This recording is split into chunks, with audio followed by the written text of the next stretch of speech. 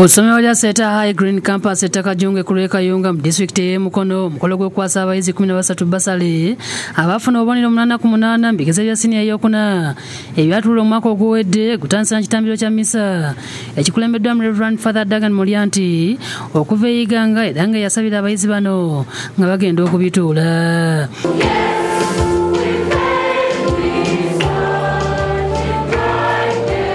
Batuza abayizi 24 nga bonna bayitira mu ddala erisooka nga Father Mulyanti akuutidde abayizi bano okusigala nga bawuliza eri abazadde ate n'abasomesa. Tebakulembeze ng'Omukama mu byonna bye bakola.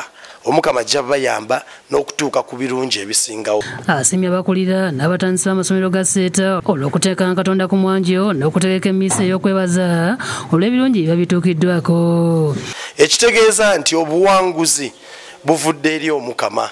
Era ekyo bwebale nnyo beebalire ddala. Mu mmisa eno abayizi batonya ebirabo eby'ensimbi n'ebikalu ebikulembeddwamu amazina. Paula Alibondi omukulu w'essomero lino alambisa abayizi ku masomo ge balina okulonda mu siniya ey'okutaano gye bagenzemu atali kukakibwa wadde okukyamuukirira. Nze nja kukubiriza abazadde baffe abalungi nti tukkirize abaana bakole ebintu bye basobola. Si kuba paatiikako kintu kyatasobole. Bazadde n'abaana bange kola ekyo omutima gwo gwe kyagala naye ate kikulembeze na busobozi. Ategeeza nga bwere nnono mu masomero ga Seta okwebaza olw'ebirungi ebibeera bituukiddwako n'asiima abatandisi baago olw'okuwa ebyetaagisa. Neebaza nnyo badayirekita bange omukyala Rose Namayanja Muyingo n'olukiiko lwonna.